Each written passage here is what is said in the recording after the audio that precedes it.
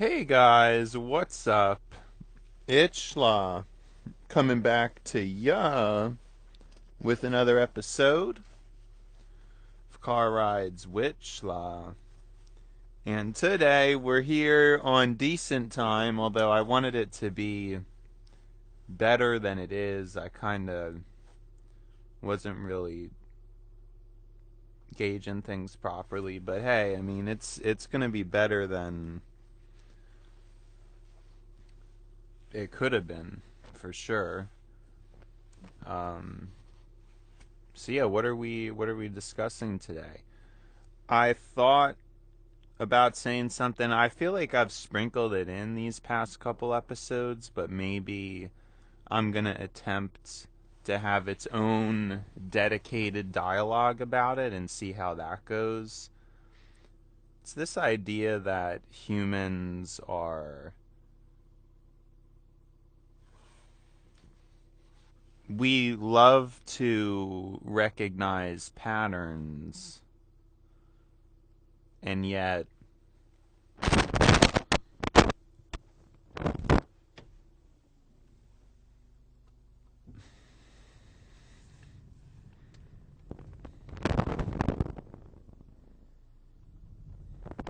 we're usually wrong about it.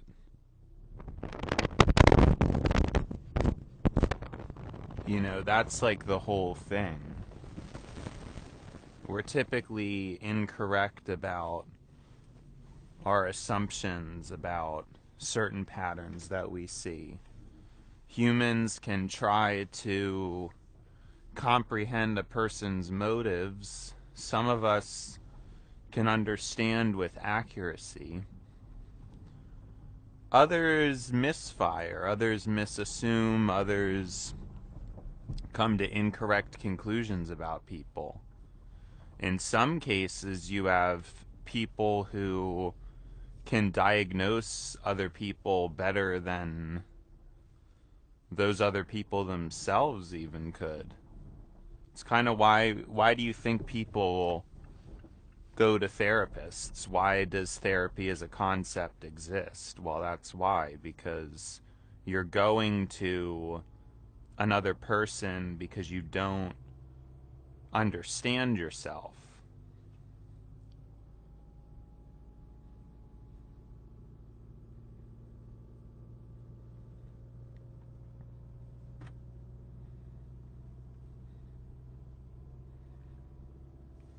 So it's interesting to think about.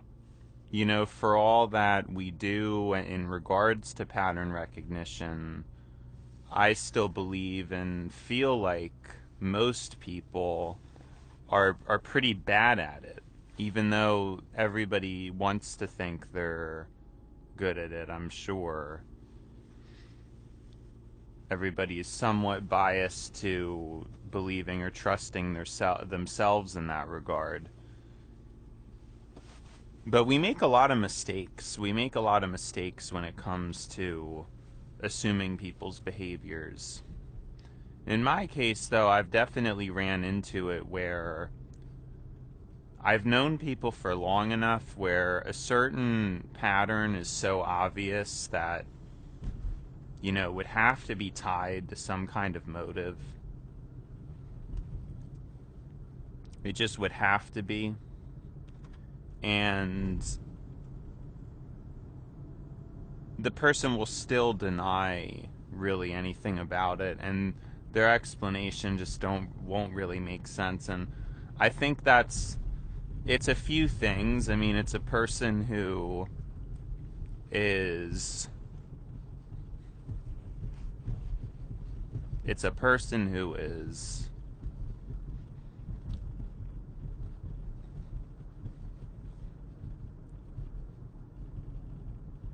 being defensive, right? They're offended, they're trying to process what you're accusing them of, but then also they don't really know themselves. Most people they can't really attribute that many traits to themselves. I think especially some of the more obscure negative ones or ones that revolve around how they treat other people. I think even for myself, that those behaviors have taken years to really spot. And I guess there could be some cases of people that spot it better than others, but I think for the most part, I would assume it's accurate. Most people don't really ever have a grasp on themselves, and especially not on how they treat others.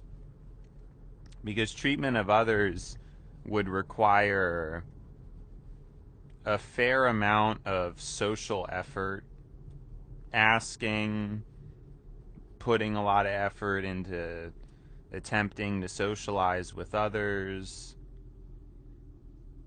It takes a lot to unravel and find these answers. It takes a lot of testing and trial and error.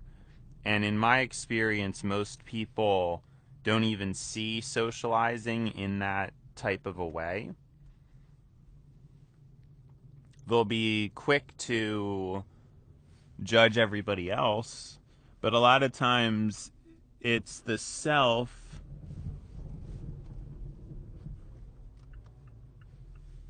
it's the judgment of the self that is the trickier one that gets overlooked. Because, of course, that's not as fun, it's not as entertaining, it's not as safe for somebody to look inwards or try to process how they may not be the best person. But it's simple and easy for a person to look at other people and talk down on other people. That's simple and easy. It's entertaining. It makes a person feel good because there's an indirect feeling of superiority. Which is why I say I really think it's relatively uncommon that a person is ever super aware of how they are.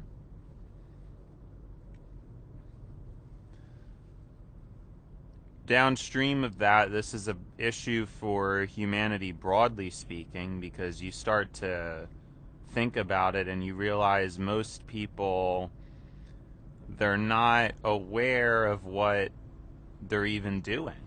I mean, you try to think about it yourself. You try to remember what you did the previous day. And some people can probably remember little details, but other people remember nothing. And I knew I was on to something with memory. I knew that consciousness and memory were very important things. I think I've discussed them here on the show.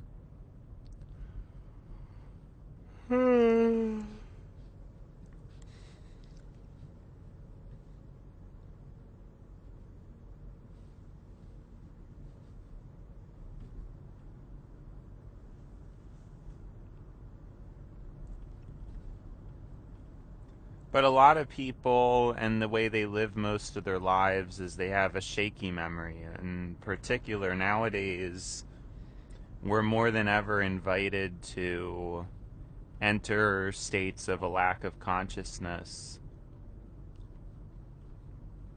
Essentially an empty vessel.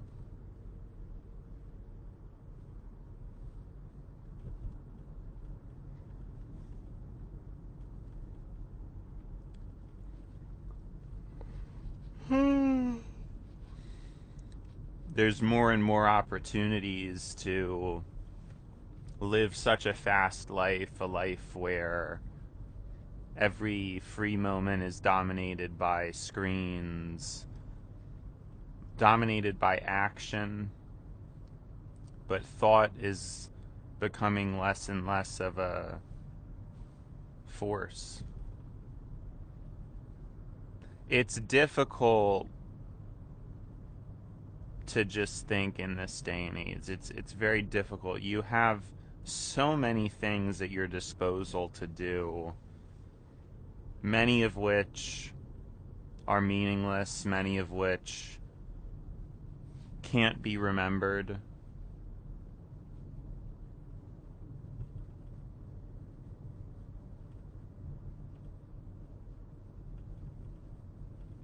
But we still do them. And the common example I give before is like, people don't even remember what they eat the night before you ask them. They don't even know.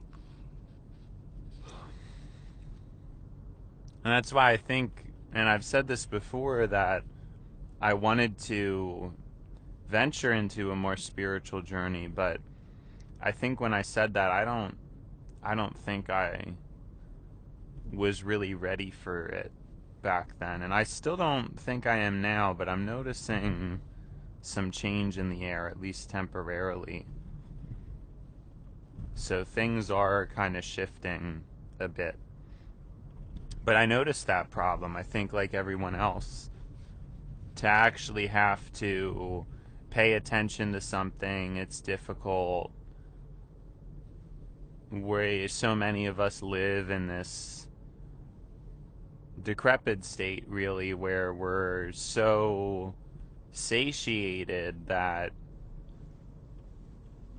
our cravings are severe, they're intense, and then we can't even focus on them.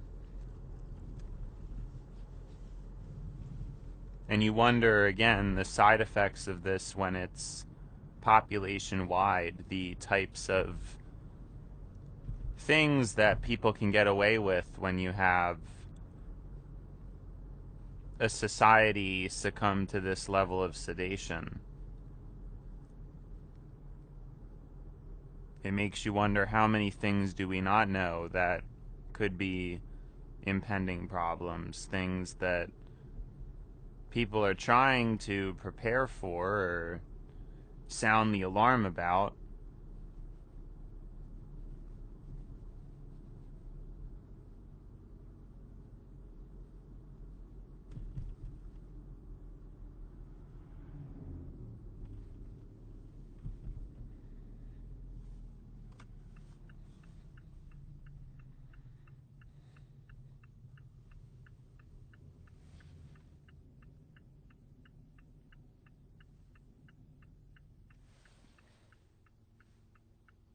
What else is out there?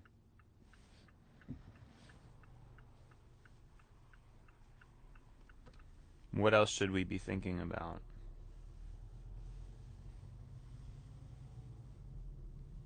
There's potentially a lot. There's a lot to unravel when it comes to the optimization of a life.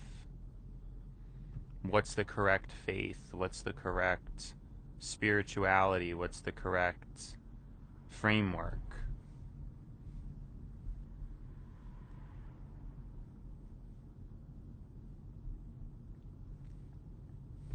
Do we have answers for these things?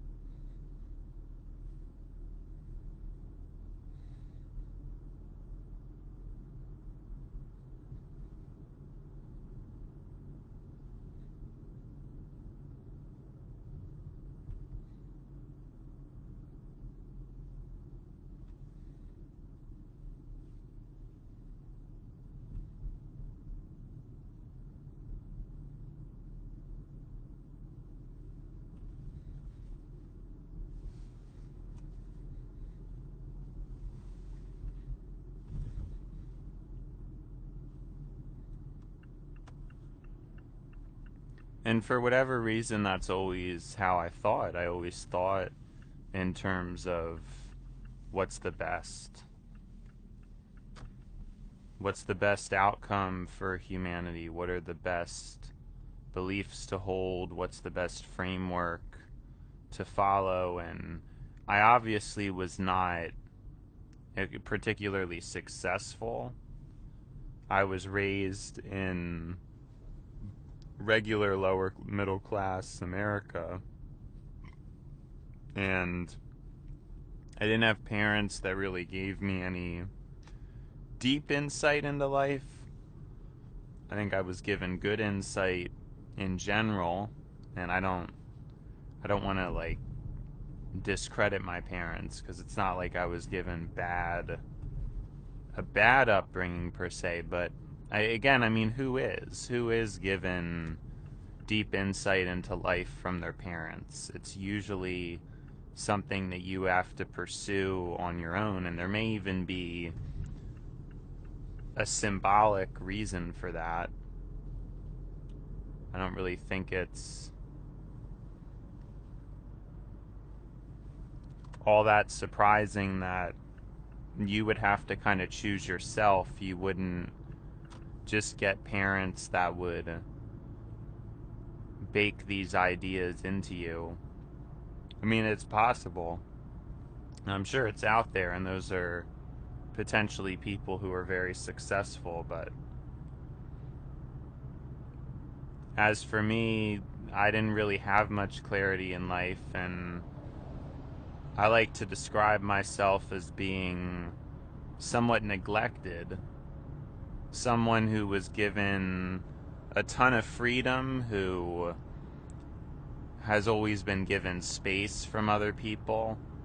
And I used to hate it. I still hate it to some extent because I have such a high social appetite that it just doesn't get satiated. Like, I really love to talk to people, but especially about deeper conversations like this. And that's very difficult to find.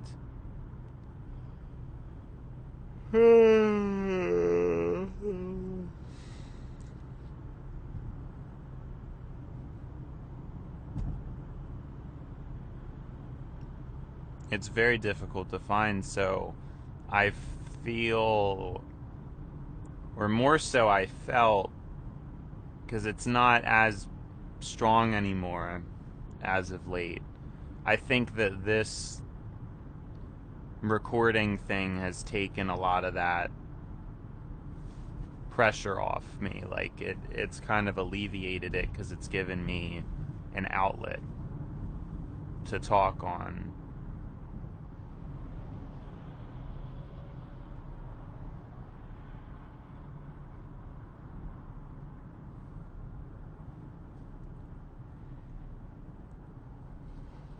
But it would make me feel isolated and lonely because it seemed confusing to me that so many people want to talk, or they claim they're lonely, and yet then when you try to talk to them, they're not, because they're not really interested in putting in any kind of effort to actually talk. So that's what didn't I feel like I have a lot to give, and so I assumed it would be relatively easy since so many people claim that they're lonely. But I think there's a lot more problems to that than I really initially thought. First of all, a lot of these people are addicted to other activities that likely drain their energy. I think video games are a big one where people don't really understand the tax that it ends up putting on them. When you're just like playing a game for hours, you're really not getting anything done. There's not really much progress being made. I think video games could have a purpose in more shorter bursts or like a temporary thing, but there's a lot of people where, they just play so many for so long.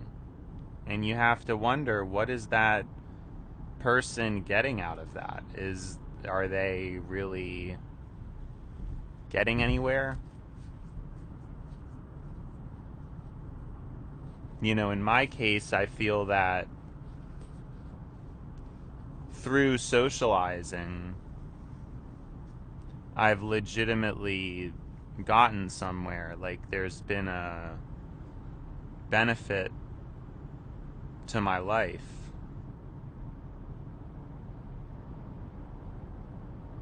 I learn, and I'm touching other people directly.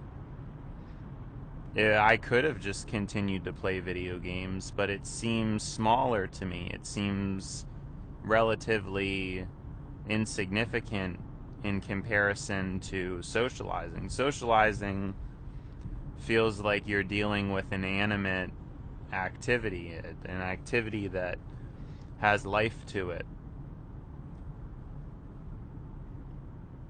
Not socializing, it just feels inanimate.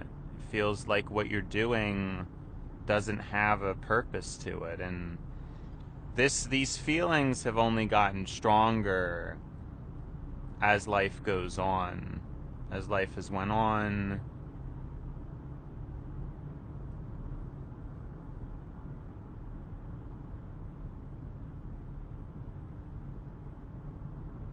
these feelings continue to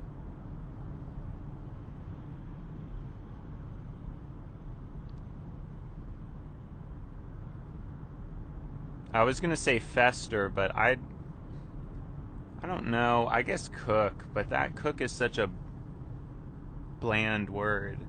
I don't know what I was thinking of. Maybe it's ruminate. That could be what I was thinking of. I think, what other word could I have been thinking of?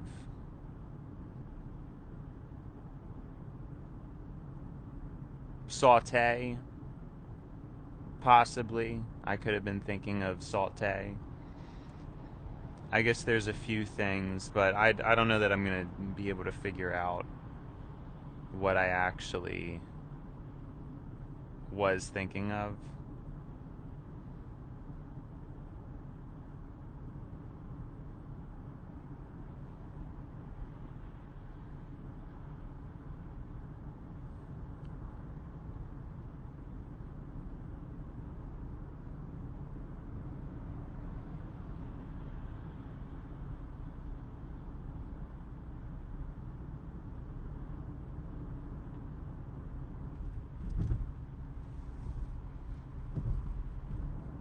I still keep coming back to this question of faith and religion and what it would mean, because I've always been attracted to the deeper esoteric things and meanings, and a lot of people would probably say that is getting to the point where you're not really doing what God wants anymore. But I call that into question. I guess it just doesn't add up to me. And for me, in my opinion, I feel like religion may be a palatable form for the masses, but I don't know that if it really digs into all that there is to live a fully optimal life.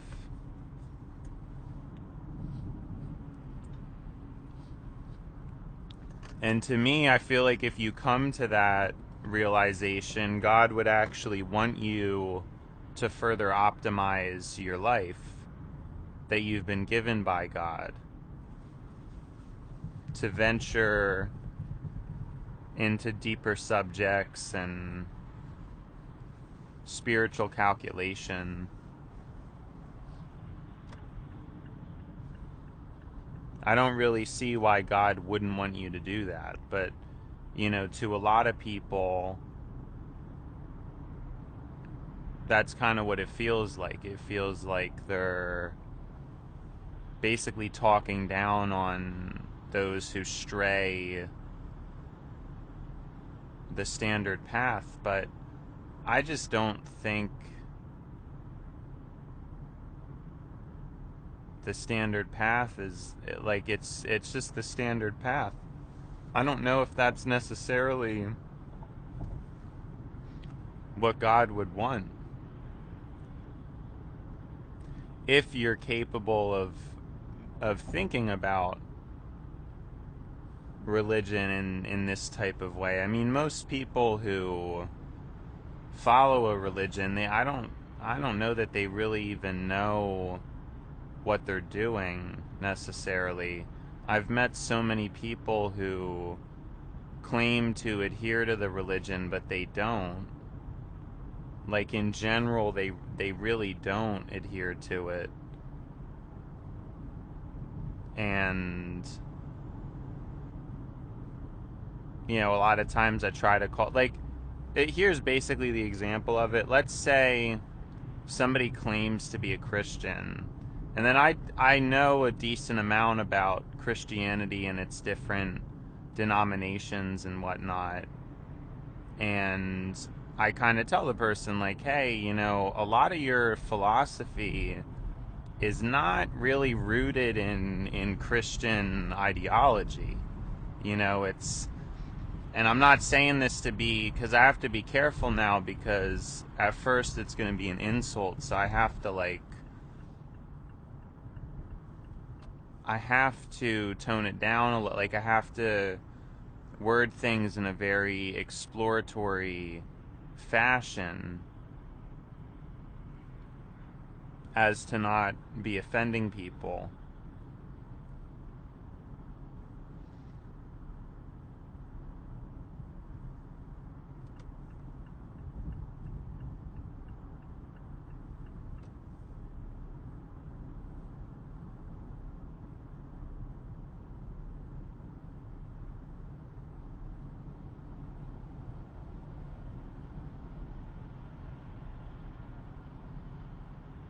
But it's true. I run into so many people like this where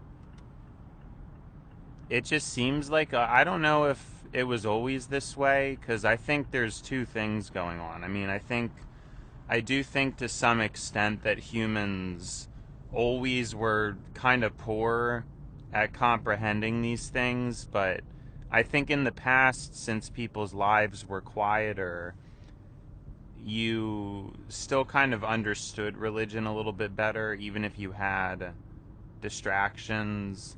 It wasn't like, but nowadays, like in modernity, I think a lot of people are becoming religious, but then, like, not really living it, you know, because they just, through the internet, get radicalized into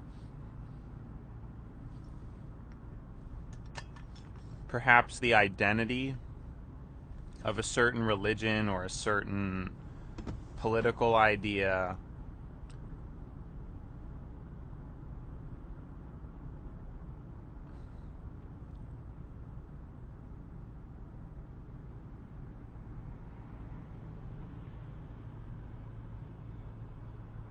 But I don't know that the person actually believes what they're believing. I just think that they feel like they want to identify with the label, but they don't actually know what they're doing. You know, they wouldn't really be able to outline why they believe what they believe and all the correct opinions, like, that actually would line up with the ideology. There's a lot of people where they think for themselves now. They have their own opinions, and there's not really much coherence to it.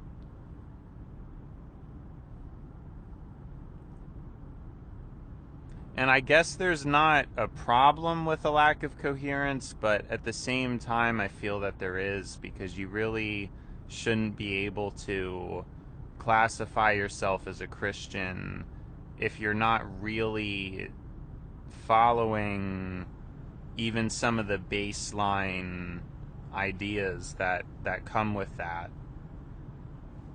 And a lot of I'm sure with any religion, I'm just using Christianity because it's what I'm most familiar with. Why should you be able to label yourself in that way if you're not even aware of some of the basic foundations? You know, you're, again, every day you play video games all day, so you're not really studying it. I think a lot of people don't even, like, they just don't even think about any of this stuff. They just don't think about it. I always have, because I think about what's optimal. I think about what's best, what's ideal, and try to position myself and my life based on, you know, what would be best? What should I do? What's best for me? I think a lot of people don't really care that much. They like freedom. They like, well, what I would call the feeling of freedom, because I don't really think anybody's free. They like the feeling of freedom.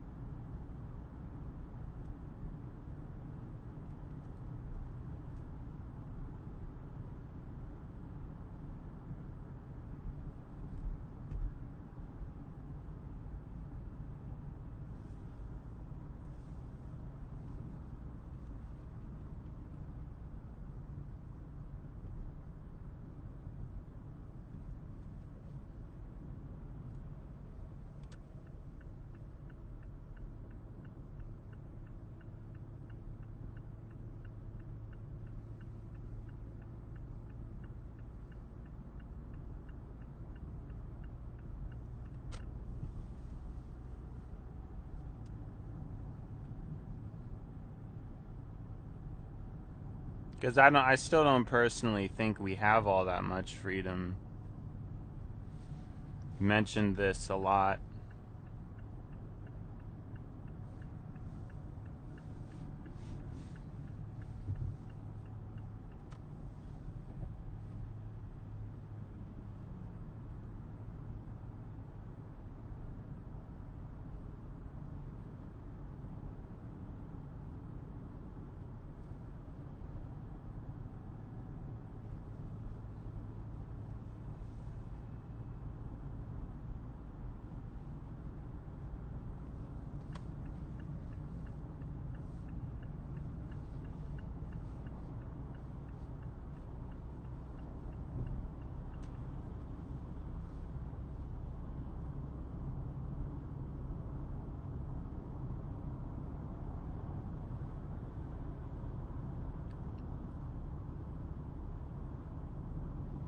But that's always something I continue to think about. Would God not want a person to really dig that deep?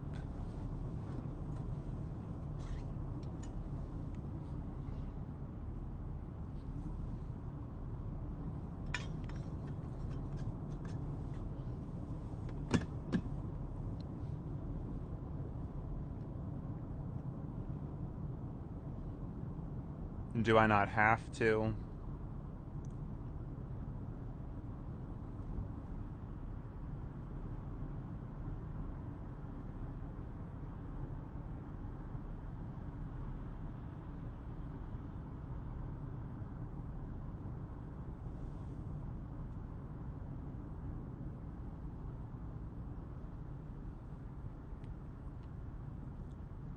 But again, I've always thought through simple rationalization about it, that each according to his measure. Like, I would want to be, or there would be a different expectation for certain people.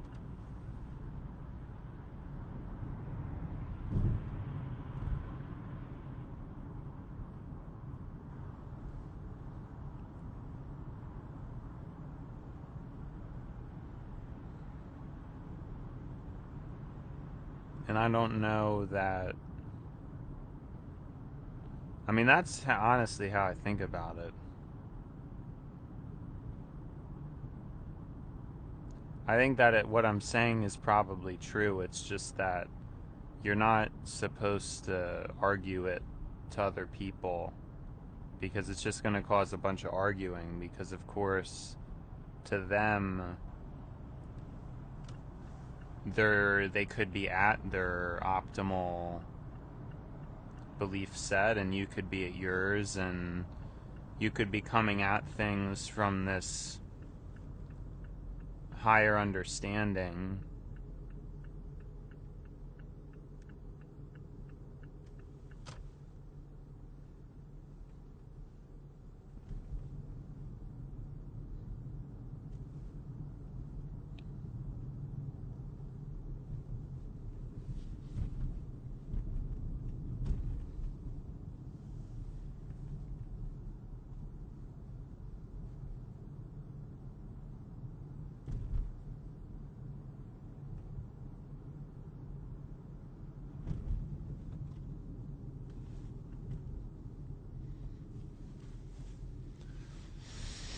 Of course, of course.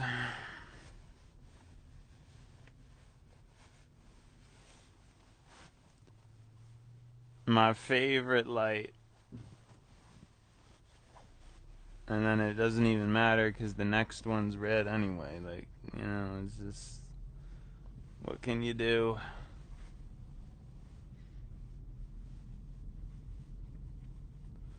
What can you do? So, I don't even know how great time we're making. I mean, I guess we're making good time, but it's. That light luck was not great, and then now. Depending, it's just one of the days earlier in the week we got here super early, whereas that didn't really matter because it was a late day. Like it matters more, and I've explained this before. It matters more for the early days that I'm here early because you have to try to beat the traffic, and it pretty much starts ramping up right when I'm leaving. So the early days really matter. But anyways, it's been schla, and now it's time to buy schla. So see you schla.